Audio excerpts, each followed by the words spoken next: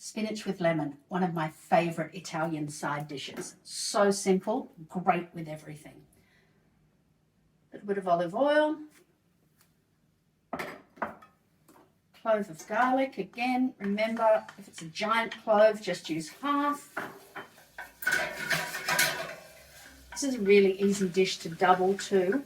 If you don't have a pan that's big enough to cook all of the spinach in at once, you don't need to cook it in batches, you just need to add it in batches and wilt it down.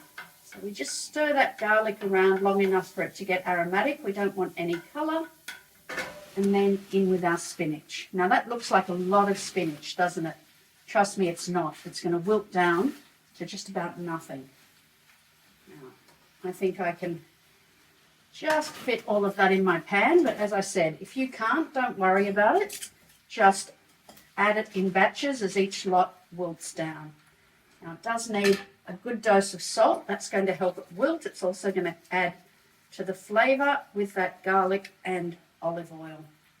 We'll just let that wilt for a couple of minutes. Now as that starts to wilt, we just want to turn it over, get all the wilted stuff on top and the fresh stuff down the bottom. Pop the lid back on and give it a few more minutes. See, wilted all the way down. We'll just keep stirring it now to do that final little bit.